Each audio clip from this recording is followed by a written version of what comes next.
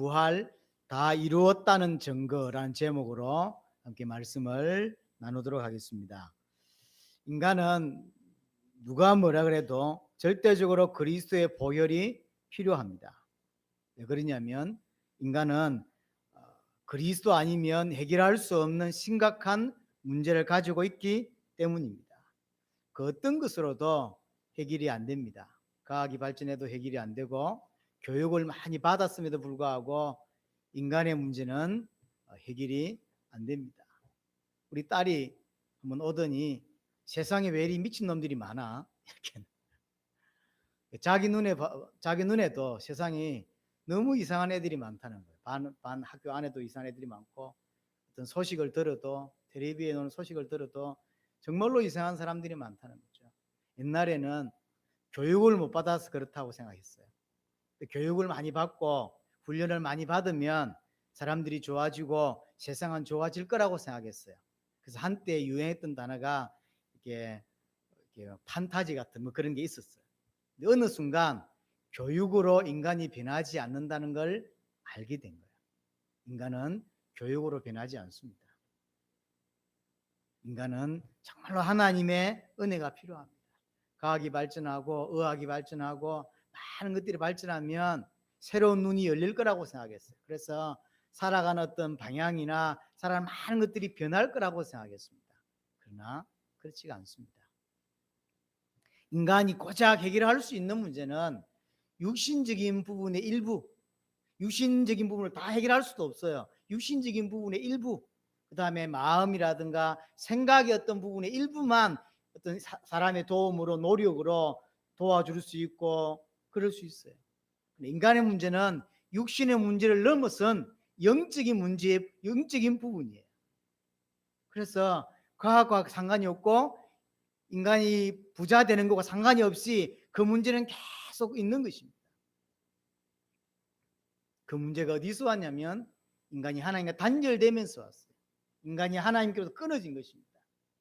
끊어졌다는 자체가 얼마나 큰 문제인지 얼마나 심각한 문제인지를 몰라요. 2, 3살밖에 안 되는 아이가 부모를 잃어버리면 사실 아무도 그 사람의 그 아이한테 문제를 안 갖다 줘도 그 아이는 그날부터 모든 게 문제예요. 먹고 사는 것도 문제고 3살짜리가 4살짜리가 부모를 잃어버렸다고 생각해 보세요. 어디 갔다가 놀이공원 갔다가 부모를 잃어버렸어요. 그러면 그 아이가 사는 자체가 문제가 되는 거예요. 어디서 먹어야 되죠? 뭘 먹어야 되죠? 뭘 입어야 되죠? 누구를 의지해야 되죠? 모든 게 문제예요. 인간이 하나님께서 끊어지면서 사실은 누가 사단이 공격을 하거나 제가 뭘 안 해줬다 할지라도 사실은 문제일 수밖에 없는 거예요. 그래서 인간은 문제투성이에요. 인간이 하나님과 단절되면서 죽음이 시작되었고 우리 인간 안에 문제가 들어오게 되었고 인간에게 고통이라고 하는 것이 저주라고 하는 것이 들어오게 된 거예요. 인간은 깊이 있게 못 보다 보니까 뭐에만 관심이 있냐면 정말로 인간의 진짜 문제가 뭐지라고 하는데 관심이 없고 나타낸 현상만 관심이 있어요. 지금 당장 병이 있으니까 치유받는 데만 관심이 있어요. 지금 당장 행복하지 않은 것 같아요. 불행한 것 같아. 여기에서 빠져나가는 요것만 관심이 있어요. 진짜 문제를 못 보는 거죠. 자, 우리가 신앙생활 함에 있어서 신앙생활을 꽤 오랫동안 했는데도 왜 신앙의 깊이가 없는 사람이 있어요. 또 믿음에 좀 단단하지 못하다. 자꾸 흔들린다. 뭐 요즘 말로 기가 너무 얕다. 이런 사람 소리를 듣는 믿음의 사람들이 왜 그러냐면 그리스도에 대한 어떤 믿음도 문제지만 결국 그리스도가 필요한 인간의 문제를 깊이 있게 못 보니까 사실 그리스도가 내게 굉장히 위대하거나 엄청난 분이다 이렇게 안 느껴지는 거죠. 우리의 신앙이 깊이로 들어가지 못하는 첫 번째 문제가 사실 인간의 문제가 뭐냐가 깊이 있게 여러분들 가슴을 치지 못할 때가 있어요. 그래서 그래요. 인간은 반드시 그리스도가 필요합니다.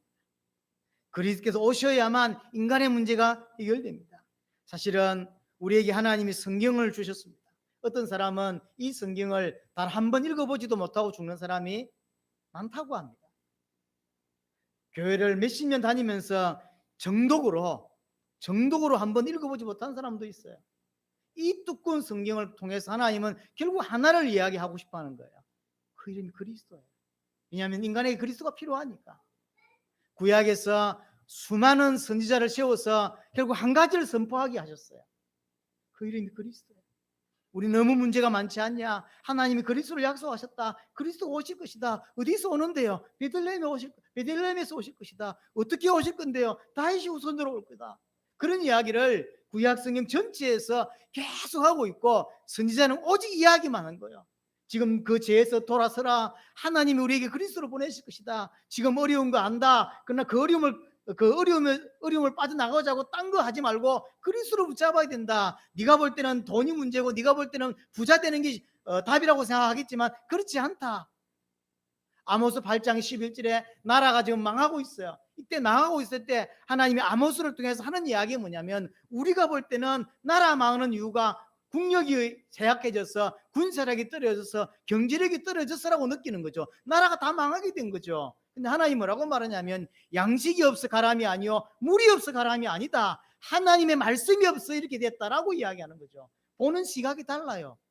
우리가 볼 때는 나라가 다 망했다. 왜 망했냐면 군사력이 없으니까, 경제력이 없으니까, 굶어 죽게 되었으니까 라고 이야기하는 거예요, 백성들은. 근데 하나님은, 야, 너가 지금 먹을 양식이 없고 먹을 물이 없는 게 왜 그렇다고 생각하냐? 나를 떠나서 그런 거 아니냐?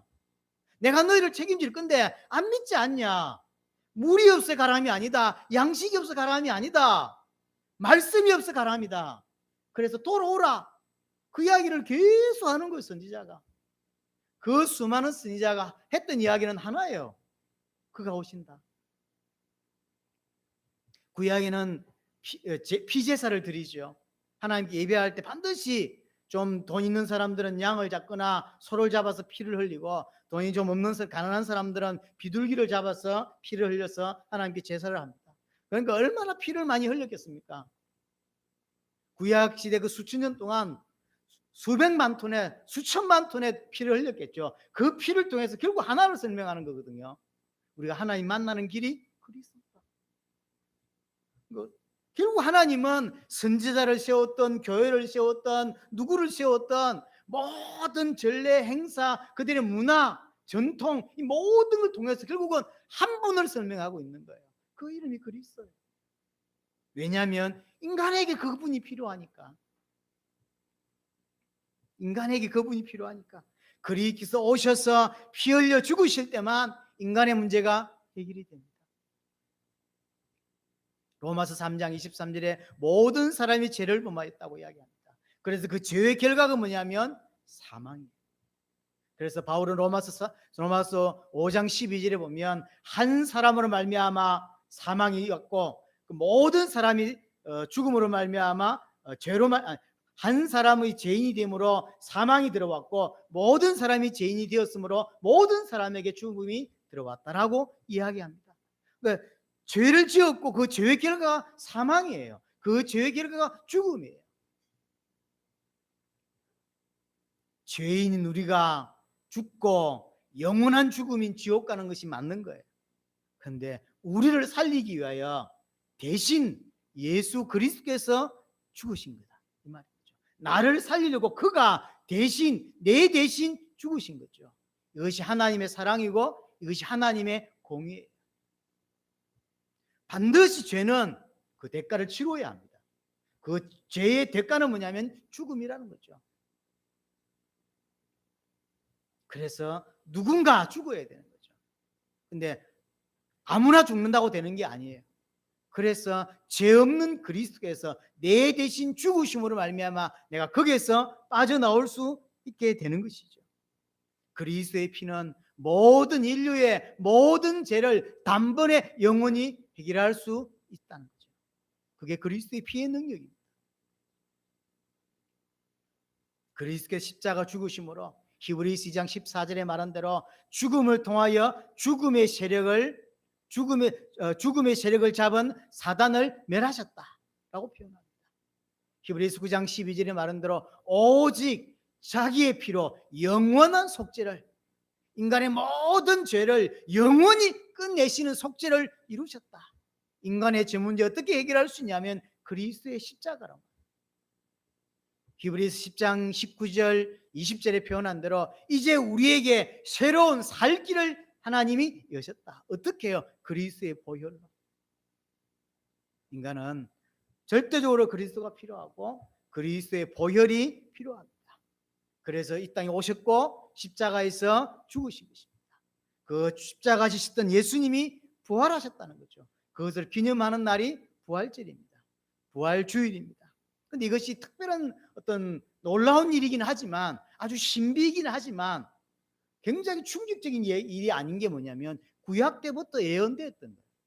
특별히 다윗은 자기 후손으로 그리스도가 오실 것이고 그가 죽고 3일 만에 부활할 거다라는 사실을 알고 있었어요. 그래서 시편 16편에 보면 내 영혼을 소홀히 버리지 아니하시며 주의 거룩한 자를 멸망시키지 않으실 것이다 라고 표현하고 있어요. 내 후손으로 메시아가 오고 그 메시아가 우리를 위해 죽고 피 흘려 죽고 다시 살아난다라는 의미예요. 또 그리스도이신 예수님이 직접 당신의 입으로 말씀하셨어요. 누가복음 18장에 보면 그들은 채찍질하고 그를 죽일 것이나 그는 3일 만에 살아날 것이다 라고 이야기해요. 당신이 죽을 것에 대하여, 죽고 3일 만에 살아날 것에 대하여 예수님이 직접 당신의 입으로 이야기하셨던 거죠. 오늘 고린도전서 15장에도 보면 4절에 보면 성경대로 사흘 만에 살아나서라는 표현이 있습니다. 구약 성경에 여러 군데에서 부활할 것에 대한 이야기가 있다는 거죠. 그래서 살아나니까 와 살아나셨네라는 게 아니라 성경대로 그렇게 되셨네라는 거예요. 그래서 부활은 이 구약에 예언되었고 예수님이 말씀하셨던 그것이 그대로 성취된 역사적인 사건이라는 거죠. 역사적인 사건이라. 그래서 우리가 신앙 고백할 때 본디오 빌라도에게 고난을 받아서 하라고. 정확히 따지면 사실 가장 억울한 사람이 본디오 빌라도죠. 역사에서 보면 본디오 빌라도가 그렇게 좋은 사람은 아니었어요. 로마에서 파송된 총독이었는데, 근데 이제 우리가 전 세계 교회들이 다는 아니지만 신앙 고백을 하거나 뭘 할 때 맨날 본디오 빌라도에게 고난을 받아서 하거든. 본디오 빌라도는 예수님을 그렇게 고난을 하거나 그렇게 하지는 않았어요. 사실 대제사장들과 그 장로들이 그랬지.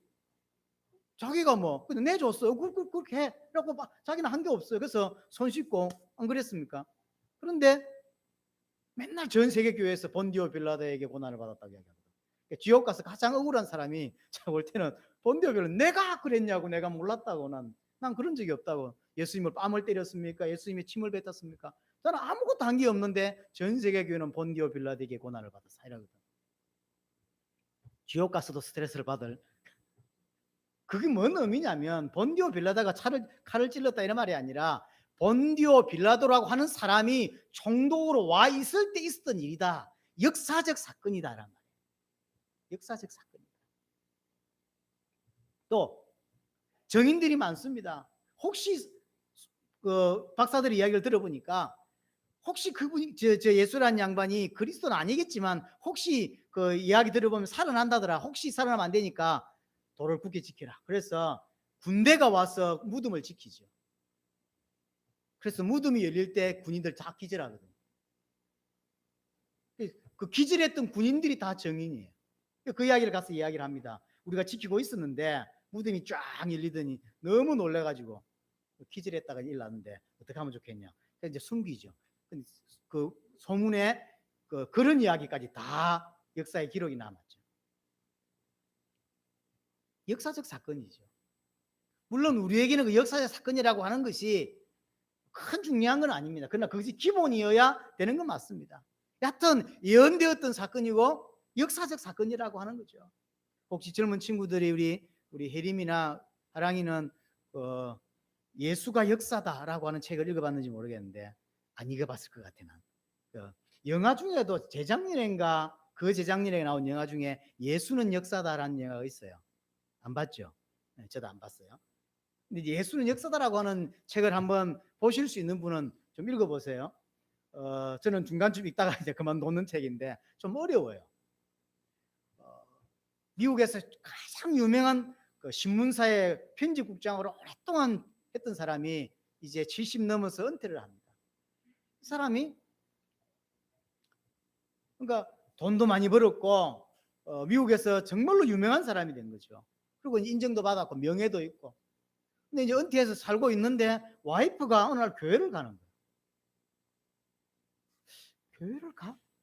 왜 지금까지 자기 와이프를 볼 때 단 한 번도 빈틈이 있거나 헛된 돈을 쓰거나 헛된 말을 하거나 이런 걸 본 적이 없는 거죠. 그러니까 와이프가 교회 가는 거에 대해 굉장히 의아해한 거죠.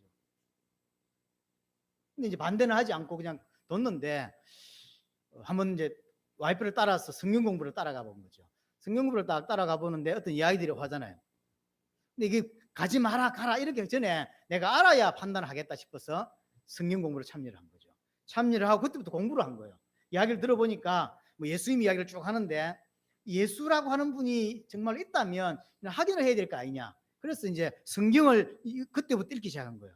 그래서 예수님 당시에 그러면 자꾸 기독교인들이 예수님 있다, 뭐 십자가 죽었다, 부활했다 이 말이 중요한 게 아니라 그럼 당시의 상황을 쭉 읽어보니까 나오죠. 그래서 누굴 찾아가면 전 세계의 가장 역사의 고고학자 중에 가장 어떠민 이런 박사를 찾아가는 거죠. 전 세계에서 역사할 때 고고학이라고 할 때 가장 뛰어난 그분 찾아가서 당시 예수님의 상황에 대한 고고학의 점검을 받는 거예요. 이게 맞구나. 그러면 이게 그거 하나 맞다고 해서 맞는 게 아니거든. 그래서 이 써진 게 라틴어로 써졌다 그러고 뭐 그리스로 써졌다 그러고 뭐 그래서 언어의 가장 1인자를 찾아가요. 그래서 당시 성경에 써졌던 이런 헬라어가 어떻다, 히브리어가 어떻다 이런 것에 대하여 검증을 받는 거죠. 맞구나. 그럼 예수님의 어떤 행적에 대해 그 당시에 뭐 베들레헴이 어떻다, 예루살렘이 어떻다. 그럼 예루살렘에 대하여 또 이스라엘에 대하여 일평생 연구한 사람이 있을 거 아닙니까? 박사 중에서 우리는 안 하지만 그런 사람이 있거든요. 그 사람을 찾아갔어요. 그러니까 확인을 하는 거죠. 맞구나. 그래서 하나씩 증거해가는, 확인해가는 거죠. 그런 순간 정말로 하나님이 계시고 예수님이 이 땅에 있었던 게 맞구나. 그가 죽었던 게 맞고 그가 부활하신 게 맞구나. 라고 해서 책을 썼어요. 이 예수는 역사다라고 하는 책이에요. 재미없죠? 그런 책이 있어요. 분명히 예수님이 이 땅에 오시고 십자가 죽으시고 부활할 것이라고 하는 이 사실, 그것은 예언되었던 사건이고 역사적 사건이라고 하는 거예요. 또 하나 중요한 게 뭐냐면 예수님의 부활은 소생이 아닙니다. 죽었다가 살아난 걸 사람들이 부활이라고 생각하지만 아니에요. 그거는 소생이에요. 왜냐하면 그 죽은 사람은 다시 죽어요. 자, 예를 들면 나사로가 죽었죠. 무덤에 들어갔는데 나중에 예수님이 살려내죠. 우리가 부활했다고 표현하는데 아닙니다. 그건 소생입니다. 왜냐하면 그 나사로는 영원히 살지 않습니다. 어느 순간 되면 또 죽어요. 베드로도 사도행전 몇 장인지 기억이 안 나는데 그 도르가라고 다비다라고 하는 여자를 살렸습니다. 죽었다고 이제 온 동네가 지금 장례를 치르고 있는 중에 베드로가 왔고 다 나가라 그러고 기도하는데 하나님이 베드로를 통해서 그 다비다라고 하는 여자를 살려내죠. 이 여자가 영원히 살았을까요? 아니에요. 얼마 시간 지나서 10년 후에 죽었는지 5년 후에 죽었는지 모르지만 죽었어요. 그건 소생이에요. 예수님이 부활했다라고 하는 의미는 죽었다 다시 살아났다는 개념이 아니라 죽음에서 부활체로 영원히 죽지 않는 영원히 사시는 부활체로 살아나셨다고 하는 의미예요. 시공간을 초월하는 그 부활체는 곧 나중에 우리의 몸이 됩니다. 나중 우리가 천국 갔을 때 몸은 부활체예요. 부활체로 영원히 죽지 않는 몸이 되는 것입니다. 그게 부활입니다. 중요한 것은 이 부활이 지금 우리에게 뭔 이야기를 하고 있느냐는 거죠. 부활이 우리에게 뭘 증거하고 있냐는 거죠. 예언됐던 것이었다, 역사적 사실이었다, 소생이 아니라 참된 부활이다 이런 의미보다 이 부활이 결국 우리에게 뭘 말하고 싶어 하는 것이냐 이게 중요한 거죠. 부활이 뭐냐라고 하면 예수님께서 십자가를 통해서 그리스도의 사역을 이루셨는데 그것이 완벽하다고 하는 증거가 부활인 거예요. 예수님이 십자가 지셨습니다. 그 십자가로 이루신 그리스도의 사역이 퍼펙트했다, 완벽했다라고 하는 거죠. 오늘 본문의 제목대로 말하자면 다 이루었다고 하는 증거가 부활이라는 거죠. 그럼 다 이루지 못했다면 부활할 수 없다는 거죠. 뭘 다 이뤘습니까? 십자가를 통해서 사단의 문제를 완벽하게 끝내셨습니다. 죽음을 통하여 죽음의 세력을 잡은 자 곧 마귀를 없이 하시며, 십자가를 통하여 죄 문제를 완벽하게 해결하셨고, 십자가를 통하여 하나님 만날 수 있는 길을 완벽하게 여셨습니다. 그리스도께서 하신 일이죠. 쉽게 말하면 십자가 사역이 100% 온전했다, 100%다 이루어졌다라고 하는 그 증거가 부활이라고 합니다. 만약 부활이 없었다고 하면 하나님이 부활시키지 않았다라는 의미가 되죠. 아시겠습니다만 부활이라는 것을 설명할 때 두 가지 주체로 설명을 해요. 하나는 하나님이 부활시키셨다는 개념이 있고요, 하나는 예수님이 부활하셨다라고 이렇게. 근데 이 두 가지 다 성경을 쓰고 있어요. 약간 헷갈릴 수 있어요. 헷갈리는 게 아니라 부활의 주체를 그렇게 설명해요. 하나님이 부활시키셨다는 개념도 있고요, 예수님이 부활하셨다는 개념으로 성경을 기록하기도 합니다. 두 가지 다 합니다. 부활하지 않았다고 하면 하나님이 부활시키지 않았다는 이야기거든요. 그건 어떤 의미가 있냐면 예수님께서 행하신 십자가의 속죄 사역이 완전하지 않다, 불완전하다라고 하는 거죠. 왜 불완전할까요? 두 개 중에 하나겠죠. 그가 그리스도가 아니었거나 그 피가, 그리스도의 피가 온전하지 못하거나, 예를 들어 죄인이거나 하나님께 불순종했거나, 그래서 하나님 받을 수 없는 피거나 그런 거죠. 자, 히브리서 우리 13장을 한번 보겠습니다. 히브리서 13장 마지막 장이죠. 13장 20절을 보십시오. 20절에 보면 양들의 큰 목자이신 우리 주 예수를 영원한 언약의 피로 죽은 자 가운데서 이끌어내신 평강의 하나님이라는 표현이 있습니다. 쉽게 말하면 이 말입니다. 하나님이 예수님을 이렇게 죽은 자 가운데서 이끌어내셨다, 부활시키셨다라는 거예요. 그럼 왜 부활시키시냐 하면 언약의 피로 죽은 자 가운데서 이끌어내셨다라고 해요. 그러니까 무엇 때문에 부활시키셨냐면 예수님이 그 언약의 피가 완전했기 때문에 부활시켰다고 하는 의미예요. 부활시킨 이유가 예수님의 피 때문이라는 거예요. 그 피가 완전하다고 하는 의미예요. 완전하기 때문에 하나님 보실 때 그 공의를 만족시키셨기 때문에 부활시키셨다라고 하는 의미인 거죠. 우리가 오늘 본문에 읽었던 대로 만약에 주님이 부활하지 않았다면 그가 그리스도가 아니었을 것이고, 부활하지 않았다면 혹시 그리스도였다 할지라도 그는 하나님을 만족시킬 수 없는 그런 그였겠죠. 그래서 오늘 17절에 뭐라고 이야기냐면 그리스도께 다시 살아나신 일이 없으면 우리의 믿음도 헛되고 우리는 여전히 죄 가운데 있었을 것이다, 그렇게 표현합니다. 저번에 제가 이야기를 드렸는데 십자가의 죽음을 통하여 죄 문제가 해결됩니까? 부활을 통하여 죄 문제가 해결됩니까? 아무도 부활을 통하여 죄가 해결됐다고 말하지 않죠. 그런데 부활이 없었으면 우리 죄는 여전히 있대요. 죄 문제 해결됐다며 십자가로. 그런데 왜 부활이 없었다면 죄가 여전히 있고 우리 믿음도 헛되고 전파하는 것도 헛되다 이렇게 표현합니까? 십자가로 죄가 해결돼요. 그것이 완전히 끝났다, 완전히 이루어졌다, 네 죄가 끝났다라고 하는 증거가 부활이라고 하는 거죠. 부활하지 않았다고 하는 건 그 십자가가 완전하지 못하다, 예수님이 그리스도가 아니거나 예수님의 피가 하나님을 만족시키지 못했다고 하는 거죠. 그 말은 십자가가 온전치 않다는 거죠. 그래서 부활하지 않았을 거라는 거죠. 그러나 부활했다고 하는 건 그 십자가에서 행하신 그 사건이 온전했다, 하나님 보실 때 온전했다라고 하는 의미인 거죠. 그래서 인간의 모든 문제를 다 해결하신, 다 이루신 증거가 부활이라고 하는 거죠. 반대로 부활은 또 두 번째 뭔 의미냐면 바로 예수님이 그리스도라고 하는 증거가 되는 거죠. 하나님 입장에서 부활시키셨다고 입장에서 볼 때 예수님이 십자가 온전했다고 하는 증거가 부활이라면 이제 주체가 하나님이 아니라 예수님 쪽으로 돌아와서 예수님이 부활하셨다라고 하는 의미는 당신이 그리스도라고 하는 의미가 되는 거죠. 그리스도만이 부활하실 수 있기 때문에.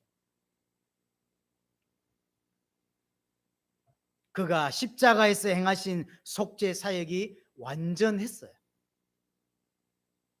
그러면 이 말이 무슨 말이 되냐면 예수님이 부활했다고 하는 건 그가 그리스도라는 이야기고, 그러면 그리스도인 그가 공생 동안 했던 모든 사건들 있죠. 말씀이나 일들이나 기적이 전부 옳은 거구나라고 하는 증거가 돼요. 지금까지는 예수님에 대해 잘 몰랐어. 그러나 예수가 정말 부활했어 라는 것은 어떤 증거가 되냐면 그가 그리스도라고 하는 증거가 되는 것이고, 그 그리스도라는 증거는 곧 그가 공생에 했던 모든 말씀과 기도와 가르침과 기적은 전부 옳은 거였구나 라고 하는 반증이 되는 거예요. 그래서 예수님 말씀이 틀린 게 없다고 하는 증거가 돼요. 만약에 예수님이 사기를 쳤다면 그는 부활할 수 없는 거예요. 왜냐하면 하나님 앞에서 올바르지 않기 때문에. 올바르지 않는 자가, 죄를 지은 자가, 불순종한 자가 죽어본들 그는 그냥 우리와 똑같아요. 예수님이 부활했다고 하는 건 그가 그리스도라는 이야기고, 그가 이 땅에서 단 한 번도 하나님 앞에 죄를 짓지 않았다는 이야기고, 불순종하지 않았다는 이야기고, 죄인이 아니라고 하는 이야기예요. 그의 십자가는 사단과 죄와 인간의 모든 문제를 능히 해결할 수 있는 속죄였다고 하는 걸 말하는 거예요. 곧 그 말은 예수님이 곧 하나님이다라고 하는 표현도 되는 것이죠. 그래서 이 부활은 사실은 엄청난 문제가 발생하게 되는 거죠. 죽인 입장에서는.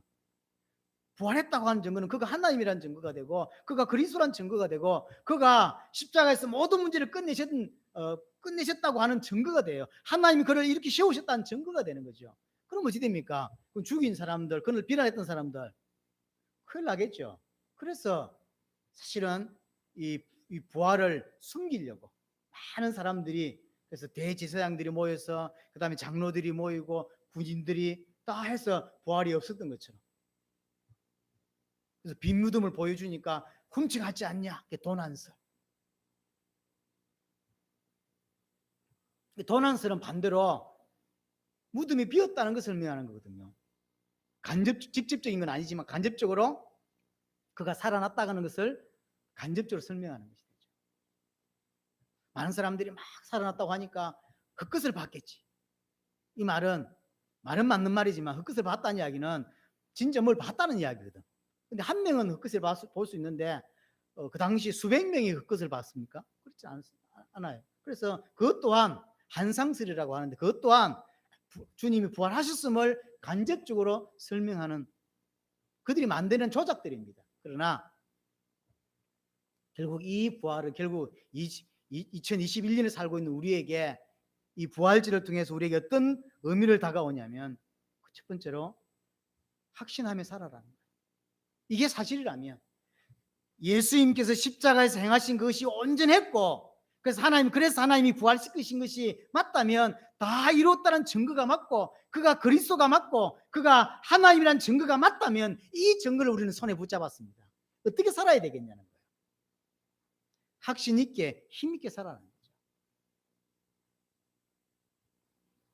예수님이 내 모든 문제를 해결하신 것이 맞고, 그래서 예수가 그리스도라는 것이 맞다면, 그리고 그 하나님이 나와 함께 하신 것이 맞다 이 말이에요. 하나님이 나를 책임지는 것이 맞다 이 말이에요. 그럼 어떻게 살아야 되겠습니까? 흔들리지 말고 당당하게 살아가라. 맞으니까. 생각보다 많은 성도들이 확신을 잃어버린 채 살아가는 사람들이 많습니다. 오늘 부활절을 맞아서 여러분들 마음에 새기세요. 아, 이게 맞구나. 예수가 그리스도라는 복음이 맞고 이게 맞구나. 그래서 부활이 그 증거구나 라고 하는 확신. 너무 힘없이 살아가는 사람들이 있습니다. 눈에도 힘이 빠져 있고 삶에도 힘이 빠져 있어서 부활을 통해서 여러분 그걸 다 바꾸셔야 돼요. 그렇죠. 두 번째, 여러분들이 인생의 방향을 정확하게 맞추는 거죠. 하나님의 방향과 내 방향이 딱 맞도록 맞추는 거죠. 왜냐하면 하나님이 살아계신 게 맞고, 하나님 우리에게 주신 복음이 세상을 살릴 복음이 맞다는 증거가 부활이잖아요. 그럼 우리는 어떻게 살아야 되겠습니까? 하나님이 있는 것과 없는 것은 엄청난 차이 납니다. 하나님이 없는데 있다고 생각하며 사는 사람들이 있어요. 그거는 그냥 마음을 다스리는 거죠. 없지만 있는 것처럼 사는 거죠. 그래야 죄를 덜 짓고 뭐 그럴 수 있는 거니까. 그거하고 진짜 있는 거 다른 거죠. 오늘 밤에 어떤 놈이 칼을 들고 얘들이 따라올 거다라고 생각하에 좀 몸을 조심하는 것과 진짜 따라오는 건 달라요.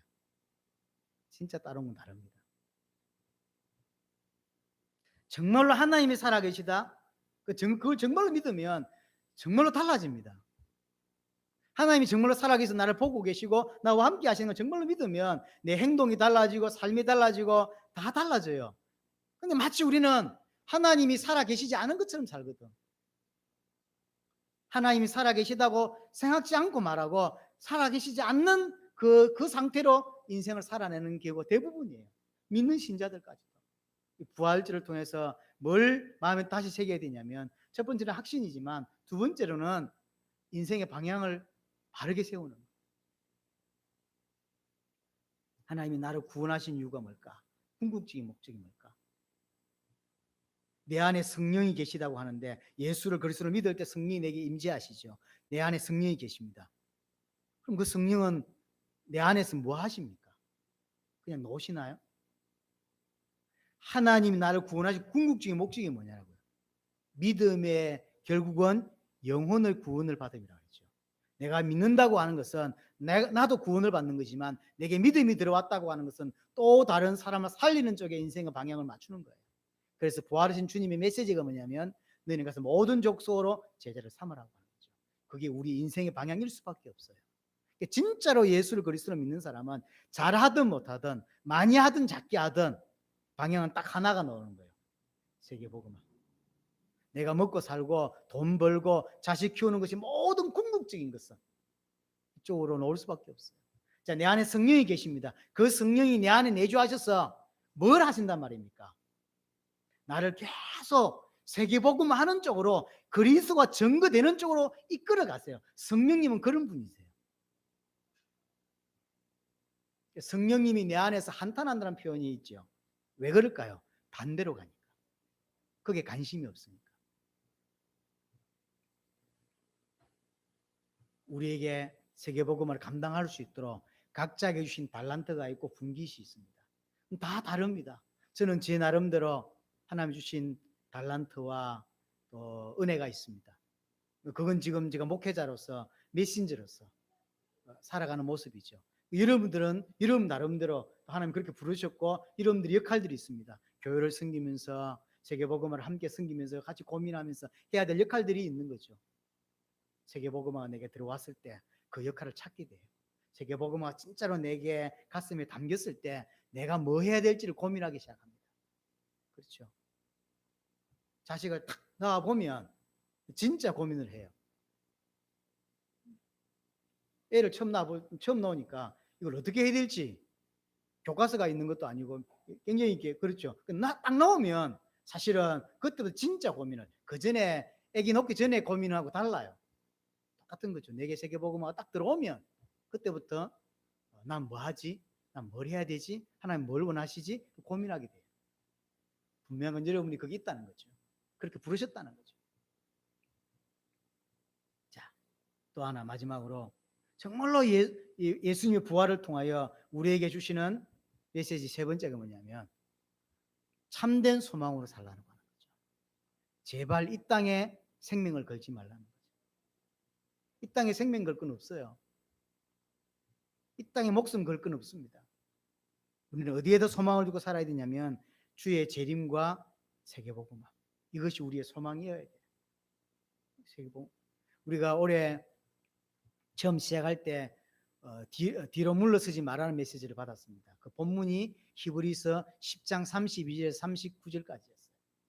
어제 이 메시지를 영어권 제자들하고 함께 나누었습니다. 물론 그대로 하지 않고 좀 물론 대상자가 다르니까 메시지가 다르게 나올 수밖에 없지만 약간 조금 다르게 했습니다. 그게 담대해라는 표현이 있죠. 그 담대하라는 표현이 뭐냐면 재림을 놓치지 말라고 하는 의미예요. 단순히 힘내라 이 말이 아니라 재림의 언약을 놓치지 말라고 하는 게 담대하라는 이야기예요. 무슨 말이냐면 자 히브리스가 쓰여진 시기가 AD 60년 후반이 69년 70 요즘 때 히브리스가 쓰여졌어요.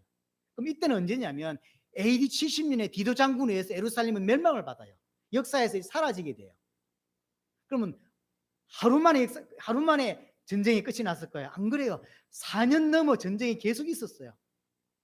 계속. 그래서 사실은 이 히브리서를 쓰고 있을 때 예루살렘이 멸망받기 직전이요. 정말로. 그래서 70년에 디도 장군에서 완전히 예루살렘 멸망받고 성전은 싹 다 불타고 돌 위에 돌 하나 하나도 남지 않는 일이 벌어졌고, 우리의 선배였던 제자들은 한 명씩 한 명씩 순교하는 일이 벌어졌어요. 빌립이 순교했죠. 야고보가 제일 먼저 했습니다. 나중에 예수님이 동생 야고보 얼마 전에 봤던 야고보서 있죠. 그 야고보서의 주인공 야고보도 AD 66년입니까? 그쯤 순교했습니다. 바울은 AD 67년쯤에, 베드로도 AD 68년쯤에 순교했죠. 그러니까 우리의 선배들 제자들이 계속 순교하는 일이 벌어지고, 박해는 오고 예루살렘은 완전히 패망을 당하고, 그러니 사람들에게 어떤 일이 벌어지냐면, 주님 금방 오신다더니 왜 아직도 안 와? AD 60대 후반이니까. AD 70년도로 생각해 보세요. 금방 오실 거라고 생각했어, 주님이. 근데 왜 안 오지? 이게 잘못된 거 아니야? 혹시 그리스도 아닌 거 아니야? 이런 많은 혼란들이 교회 안에 일어나게 된 거죠. 그래서 담대해라 라고 말해요. 그 담대하라는 이야기는 힘을 얻으라는 의미가 아니라 너희가 놓친 그 재림의 언약을 다시 붙잡아라 라고 하는 의미예요. 그게 맞다. 우리가 하고 있는 게 맞다. 우리의 선배들이 순교에 나가도 우리는 재림의 언약을 붙잡고 사는 것이 맞다. 그래서 10장 37절 38절에 오시리가 잠깐 오면 오실 것이다 라고 표현해요. 그래서 의인은 믿음으로 말미암아 살리라. 성도는 어떻게 살아야 되는지를 두 가지로 요약하고 있어요. 성도는 딱 두 가지로 살아가는 거죠. 히브리서 기자는 뭐라고? 첫 번째가 뭐냐면 오실 이가 오실 것이다 표현했어요. 그러니까 쉽게 말하면 무엇을 바라보고 살아야 되냐면 주의 재림을 소망하며 사는 거예요. 늘 주의 재림을 계속. 또 하나, 믿음으로 살아가라. 응답으로 사는 거 아닙니다. 하나님의 역사로 사는 게 아니에요. 역사는 다 지나가는 겁니다. 기적은 다 지나가는 거예요. 하나님의 축복도 다 지나가는 겁니다. 오직 우리는 믿음으로 사는 거죠. 증거가 없어도 여러 가지 내게 어려움이 와도 믿음으로 이 걸음을 뚜벅뚜벅 걸어가는 게 우리인 거죠. 그게 신자인 거죠. 신자는 뭐 돈이 많이 벌리면 기뻐해서 하나님께 감사하는 존재가 아니에요. 오직 신자는 주의 재림을 소망하는 자이고, 또 하나 우리의 삶과 전혀 상관없이 믿음으로 걸어가는, 믿음의 삶을 살아내는 사람. 환경이 좋으니까 하나님께 감사, 너무 어려우니까 원망, 이게 아니라는 거죠. 오직 의인은 믿음으로 말미암아 살리라. 그게 히브리서 기자가 히브리 10장에서 결론으로 내리는 이야기거든요. 올해 우리에게 주신 메시지이기도 한 것입니다. 자, 우리 부활절을 맞아서 지나갑니다.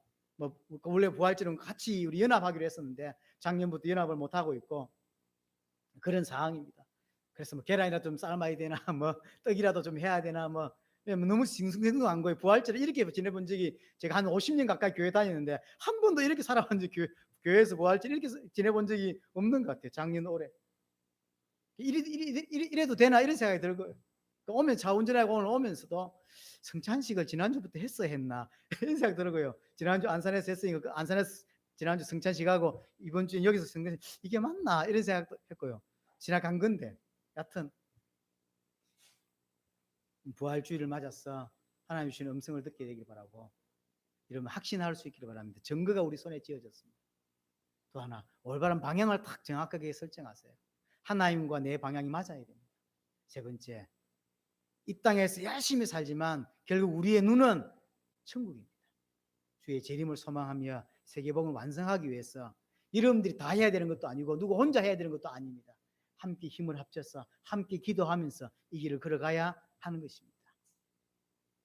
그래서 부활을 정말로 믿은 자들은 그렇게 살았어요. 그렇죠. 바울도 부활하신 주님을 만나고 인생이 바뀌어버렸고, 예수님을 3년 따라다녔다가 엠마오로 가던 두 제자도 부활하신 주님을 만난 이후에 턴해서 다시 예루살렘으로 들어가서 남은 인생을 보냈습니다. 부활을 만난 자, 부활을 정말로 아는 자는 인생이 이렇게 턴이 될 수밖에 없는 것입니다. 여러분에게 올해가 그런 은혜가 있기를 바라고, 확신 가지고 올바른 방향 맞추어서 천국을 소망하며 재림을 소망하며 사는 인생이 되어지기를